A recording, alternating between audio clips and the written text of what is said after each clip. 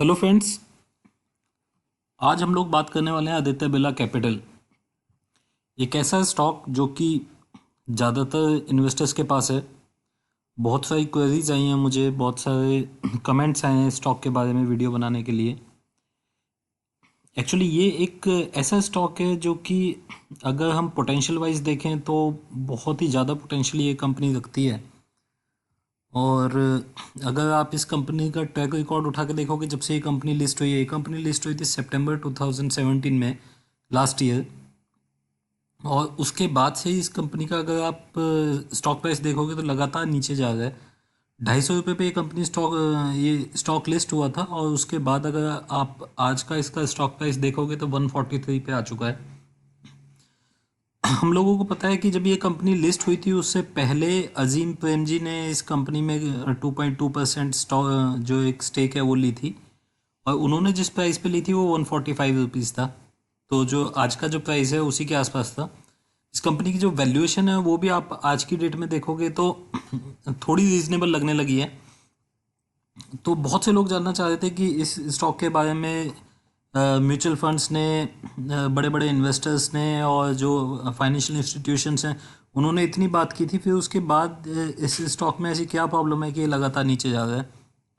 इसके जो नंबर्स आ रहे हैं वो बहुत अच्छे आ रहे हैं। इस बार के जो इस क्वार्टर के जो नंबर आए हैं वो भी काफ़ी अच्छे आए हैं। लगातार इस कंपनी ने अच्छी परफॉर्मेंस दी है। बहुत तेज़ी से इसका जो ग्राफ है वो जो रिवेन्यू का और जो नेट प्रॉफिट का जो ग्राफ है वो बहुत तेज़ी से बढ़ रहा है, लेकिन उसके बाद भी स्टॉक नीचे जा रहा है। तो उसके बारे में थोड़ा सा जानने की कोशिश करेंगे। मैं एक एनालिस्ट को सुन रहा था, तो उनसे भी यही पूछा गया कि ये स्टॉक नीचे क्यों जा रहा है, क्या इसका रीज़न है। तो उन्होंने भी यही बात बोली कि इसका कुछ कोई ऐसा रीज़न नहीं है कि जो आप अपेरेंटली आपको दिखाई दे, या फिर जो जल्दी से किसी इन्वेस्टर की समझ में आ जाए। कुछ ऐसी चीज़ें हैं इस कंपनी में जो आपको समझने की ज़रूरत है, उसके बारे में हम बात करेंगे। देखिए, आज की डेट में इस कंपनी का जो स्टॉक प्राइस है वो 143 पे चल रहा है, और इस कंपनी का ग्राफ देखोगे तो बिल्कुल नीचे की तरफ ये जो कंपनी का जो स्टॉक प्राइस है वो नीचे की तरफ जा रहा है। 250 रुपये से लेके आज 143 पे ये कंपनी काम कर रही है। और अभी इस कंपनी का आप ईपीएस देखोगे तो 3.74 का है, जो कि लास्ट ईयर से अगर हम कंपेयर करें, जो इस कंपनी ने नंबर्स दिए हैं उसके कंपैरिजन में कम है। मार्केट कैप इसका 31,673 करोड़ का है, और इंडस्ट्री पी 35 की है, जिसके अगेंस्ट कंपनी अभी 38 पे काम कर रही है। तो ऑलमोस्ट इंडस्ट्री पी पे कंपनी काम कर रही है। 10 रुपये की फेस वैल्यू है। अब यहाँ पे दो तीन इंपॉर्टेंट चीज़ें हैं जो आपको यहाँ से देखनी चाहिए। एक है कि इस कंपनी की जो मार्केट कैप है वो करीब 32,000 करोड़ की अभी भी है। जब ये कंपनी लिस्ट हुई थी तो 40,000 करोड़ से ऊपर की मार्केट कैप के साथ लिस्ट हुई थी। और इतनी बड़ी मार्केट कैप के साथ अगर कोई कंपनी लिस्ट होती है तो उसका जो स्टॉक प्राइस है उसमें मूवमेंट थोड़ा सा लेट होता है, थोड़ा चलना मुश्किल होता है। जब तक उसमें एक वन साइडेड बाइंग नहीं आती है तब तक वो स्टॉक प्राइस ज़्यादा मूव नहीं करता है। अगर आप इस कंपनी की बुक वैल्यू देखोगे, 34 रुपीज़ की बुक वैल्यू है। तो अगर बुक वैल्यू देखा जाए तो अभी ये 4 टाइम्स अपने बुक वैल्यू के काम कर रहा है, लेकिन वो बहुत ज़्यादा इंपॉर्टेंट यहाँ पे नहीं रहेगी, क्योंकि बहुत ही एक बड़े ग्रुप से ये कंपनी आती है। और इस कंपनी की अगर मैं परफॉर्मेंस देखूं पिछले कुछ टाइम की, पिछले 2-3 क्वार्टर की, तो बहुत ही अच्छी रही है। तो एक तो ये बड़ी चीज़ है कि इसकी जो मार्केट कैप है वो थोड़ी सी ज़्यादा है, और जो इस कंपनी ने प्रॉफिट दिए हैं उसके हिसाब से अभी भी ये कंपनी 38 के पी पे चल रही है। तो एक थोड़ा सा हाई साइड पे है। इस कंपनी के बारे में अगर आप लोग जानते होंगे तो फाइनेंशियल सेक्टर की जितनी भी सर्विसेज होती हैं सभी देती है। हर एक सेक्टर में ये कंपनी है फाइनेंशियल सेक्टर के। और यहाँ पे अगर आप हाईलाइटेड पार्ट देखोगे, लाइफ इंश्योरेंस में एक कंपनी एंटर कर गई है, असेट मैनेजमेंट में, कॉर्पोरेट लैंडिंग में। और इसका कंपनी का जो मेन बिजनेस है वो एनबीएफसी के थ्रू आता है। तो जो लैंडिंग है वो इसका मेन बिजनेस है, वहाँ से इसका करीब 65 to 70% रेवेन्यू आता है। लेकिन इस कंपनी के लिए जो अच्छी चीज़ें हैं जिसकी वजह से हर कोई बोलता है कि ये कंपनी अच्छी है और आने वाले टाइम में बहुत अच्छा परफॉर्म भी करेगी, उसका रीज़न है कि बहुत सारे बिजनेस इसने अभी नए स्टार्ट किए हैं। और जो भी बिजनेस इस कंपनी ने स्टार्ट किए सारे प्रॉफिट में जा रहे हैं, सारे के सारे अच्छा कर रहे हैं। उसमें अगर मैं रिसेंटली बात करूँ आपकी हेल्थ इंश्योरेंस की, तो हेल्थ इंश्योरेंस बिजनेस इस कंपनी ने अभी शुरू किया है। और जो इस साल के जो नंबर्स आए हैं उसमें फर्स्ट टाइम ऐसा हुआ है कि फुल ईयर नंबर्स इसने दिए हैं। ये जो बिज़नेस है ये एक बिज़नेस भी इस बार जो लास्ट क्वार्टर में हमने देखा तो ये बिज़नेस प्रॉफिट में आ गया, तो एक बड़ी चीज़ है। इतनी जल्दी बिज़नेस को प्रॉफिट में लेके आ गए हैं। हाउसिंग फाइनेंस में बहुत ज़बरदस्त ग्रोथ इस कंपनी ने दिखाई है। अगर इस कंपनी के आप इस साल की बात करोगे तो इनकी जो लैंडिंग बुक है हाउसिंग फाइनेंस सेक्टर में वो डबल हो चुकी है सिर्फ एक साल के अंदर, और इसका जो नेट प्रॉफिट है वो भी इस कंपनी से काफ़ी बढ़ गया है, हाउसिंग फाइनेंस कंपनी से। जनरल इंश्योरेंस ब्रोकिंग इस कंपनी का बिजनेस है, साथ ही वेल्थ मैनेजमेंट एएमसी है इस कंपनी के पास। तो जो म्यूचुअल फंड्स है उस सेक्टर में अगर आप देखते हो तो तीसरी सबसे बड़ी कंपनी है इंडिया की, तो बहुत बड़ा एक ये भी इस कंपनी के पास सेक्टर है असेट मैनेजमेंट का।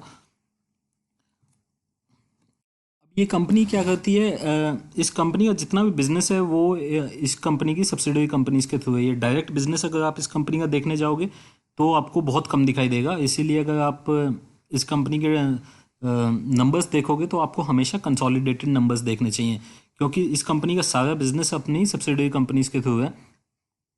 इसमें इंपॉर्टेंट चीज़ देखिए, जो इसके कंपनी के जॉइंट वेंचर है वहाँ पे भी इस कंपनी का 51% शेयर होल्डिंग है। जैसे कि बिरला सन लाइफ इंश्योरेंस कंपनी में इस कंपनी की 51% शेयर होल्डिंग है। साथ ही आदित्य बिरला सन लाइफ एएमसी, ये दो कंपनी ऐसी हैं जो कि जॉइंट वेंचर के थ्रू ये कंपनी काम करती है, वहाँ पे भी इस कंपनी का कंट्रोलिंग स्टेक है, 51% शेयर ये होल्ड करती है। आदित्य बिरला मनी का आपने नाम सुना होगा, लिस्टेड कंपनी है, वहाँ पे भी ये कंपनी 75% शेयर होल्ड करती है। आदित्य बिरला हेल्थ इंश्योरेंस जो इन्होंने रिसेंटली ऐड किया है वहाँ पे भी इस कंपनी का 51% स्टेक है। और आदित्य बिरला एआरसी लिमिटेड, देखिए ये इस कंपनी इन्होंने बनाई थी एआरसी लिमिटेड, ये जो कंपनी है इसको एआरसी का लाइसेंस नहीं मिला था, अभी 2017-18 में इसको एआरसी का लाइसेंस भी मिल गया है, तो वो बिजनेस भी इस कंपनी का शुरू हो गया है। आप इस कंपनी के जो क्वार्टरली नंबर्स देखिए, अगर हम पिछले कुछ क्वार्टर्स की बात करें तो देखिए जो मार्च 2018 का जो क्वार्टर था वहाँ पे इस कंपनी की टोटल सेल्स 4,202 करोड़, मतलब 4,200 करोड़ से ऊपर की सेल्स इस कंपनी ने दिखाई थी। ऑपरेटिंग प्रॉफिट देखोगे 1,207 करोड़ का ऑपरेटिंग प्रॉफिट है, नेट प्रॉफिट 207 करोड़ का नेट प्रॉफिट है। अब यहाँ पे थोड़ी सी चीज़ समझने की ज़रूरत है कि ठीक है, अगर मैं दिसंबर 2017 से और मार्च 2018 के क्वार्टर को कंपेयर करूँ तो जो सेल्स है उसमें बहुत अच्छी ग्रोथ इस कंपनी ने दिखाई, जैसे ये हमेशा दिखाते आए हैं। लेकिन अगर आप ऑपरेटिंग प्रॉफिट मार्जिन इस कंपनी का देखोगे तो ये लगातार क्वार्टर टू क्वार्टर ये गिरता जा रहा है। आप यहाँ पे देखिए दिसंबर 2016 में इस कंपनी ने करीब 67% का ऑपरेटिंग प्रॉफिट मार्जिन दिखाया था। इसके बाद वो गिर के 38% हो गया, और फिर उसके बाद आप देखेंगे 37.35% जून 2017 में, और लास्ट क्वार्टर में अगर आप देखेंगे तो 28% हो गया। यहाँ पे एक इम्पॉर्टेंट चीज़ ये है कि मार्च 2017 में ही इन्होंने जो हेल्थ बिजनेस था उसको एक्वायर किया था, तो उसका एक बड़ा इम्पैक्ट इस कंपनी के जो ऑपरेटिंग प्रॉफिट मार्जिन्स पे पड़ा। वो जो हेल्थ बिजनेस था वो स्टार्टिंग के 2-3 क्वार्टर लॉस में रहा, तो उसकी वजह से यहाँ पे इस कंपनी को प्रेशर देखने के लिए मिला। नेट प्रॉफिट भी अगर आप इस कंपनी का देखते हो तो 4200 करोड़ की सेल होने के बाद भी लास्ट क्वार्टर से जो ऑपरेटिंग प्रॉफिट जो नेट प्रॉफिट है वो कम रहा।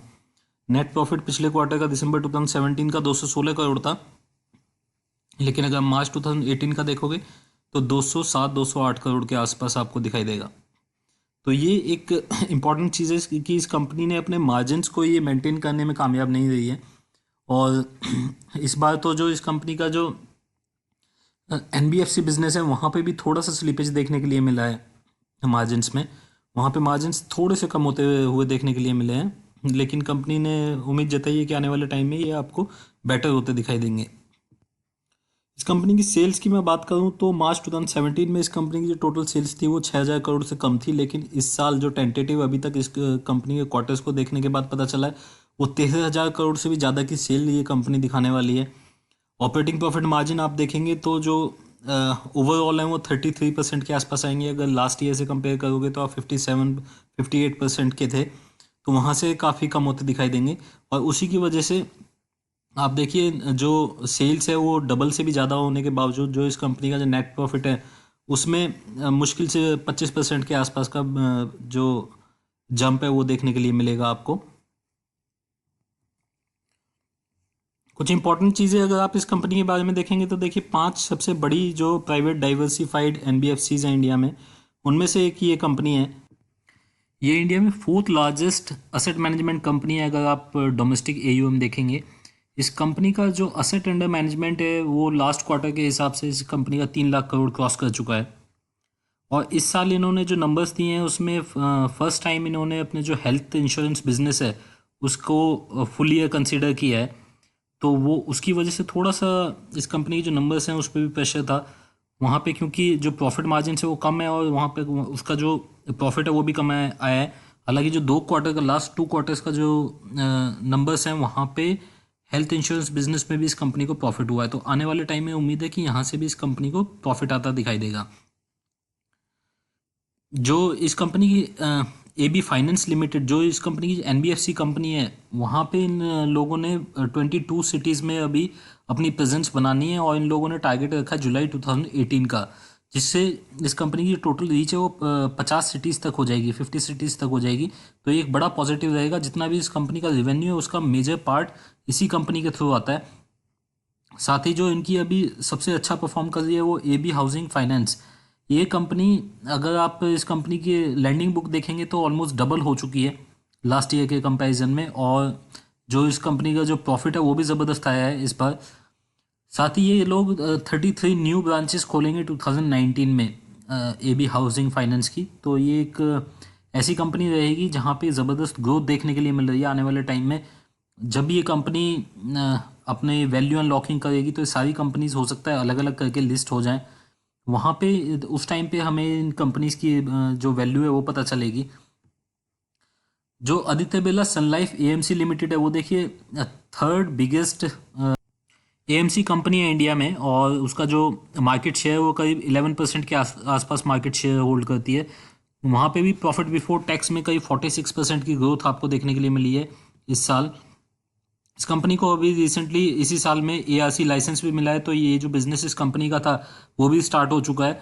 इस कंपनी की जो लैंडिंग बुक है वहाँ पे अगर आप NPA देखेंगे तो वो काफ़ी कम है। तो जो असेट क्वालिटी है वो इस कंपनी ने मेंटेन करके रखी हुई है हमेशा से ही, क्योंकि जो इस कंपनी की जो टिकट साइज लोन होते हैं वो बहुत छोटे होते हैं।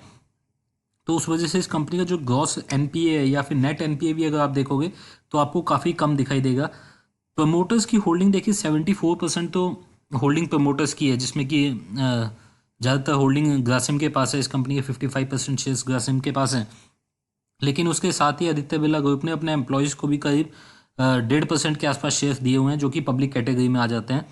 तो अगर मैं उनको भी ऐड कर लूँ तो 75% से भी ज़्यादा शेयर होल्डिंग प्रमोटर्स के पास है या फिर उसके एम्प्लॉयज़ के पास है। और जो पब्लिक के लिए जो शेयर होल्डिंग है वो बहुत कम है, और उसमें भी आप देखिए 2.2% शेयर तो सीधा अजीम प्रेम जी ने ले लिए हैं। तो करीब 22% के आसपास जो शेयर्स हैं वो पब्लिक में हैं। उसमें भी म्यूचुअल फंड्स के पास बहुत ज़्यादा शेयर हैं। तो मार्केट में जो शेयर्स हैं वो काफ़ी कम है। टॉप लाइन ग्रोथ अगर आप इस कंपनी की देखोगे 2016-17 में हालांकि ये 60% थी, लेकिन इस बार आप देखेंगे तो थोड़ा सा कम आपको दिखाई देगा। अब अगर इस कंपनी के बारे में बात करें कि इसकी आगे की परफॉर्मेंस कैसे रहेगी, तो मेरे ख्याल से जो टाइम इस कंपनी का था कि काफ़ी महंगी ये कंपनी लिस्ट हुई थी, और उसके बाद से इसने जो प्राइस डिस्कवर करने का काम ये लगातार करती आई है। अभी हालांकि स्टॉक नीचे ही जा रहा है, हो सकता है आपको 135 131 के लेवल भी दिखा दे, लेकिन उसके बाद एक स्टेबिलिटी आने की पूरी उम्मीद है, क्योंकि जो इंडस्ट्री नॉर्म से जो बाकी जो कंपनीज हैं जो कि इसके पीयर्स हैं वो जहाँ पे ट्रेड कर रहे हैं वहाँ पे तो ये कंपनी एटलीस्ट करनी चाहिए। और एक बार ये कंपनी अपना प्राइस डिस्कवर कर लेगी और कुछ साल बीत जाएंगे, 2 या 3 साल बाद हो सकता है ये अलग अलग कंपनीज को भी लिस्ट कराया जाए, क्योंकि पूरी उम्मीद है 30,000 करोड़ से ज़्यादा की मार्केट कैप की ये कंपनी है और इसके पास बहुत सारे बिजनेस है। तो हो सकता है अलग अलग कंपनीज को भी लिस्ट कराया जाए, तो वहाँ पे एक बड़ी वैल्यू अनलॉकिंग होती दिखाई दे सकती है। तो अगर आप लॉन्ग टर्म इन्वेस्टर हैं तो आपके लिए स्टॉक अच्छा है, अदरवाइज अगर आप शॉर्ट टर्म के लिए हैं तो आप को हो सकता है निराशा झेलनी पड़े। तो दोस्तों, अगर आपको ये वीडियो अच्छा लगा हो तो आप मेरे इस वीडियो को लाइक कीजिएगा, आप इसको शेयर कर सकते हैं, और अगर आप चाहें तो आप मेरे चैनल को सब्सक्राइब कर लीजिए ताकि आने वाले टाइम में आपको इसी तरह की वीडियोस मिल पाए। आज के लिए दोस्तों इतना ही। Thank you very much, take care, bye bye.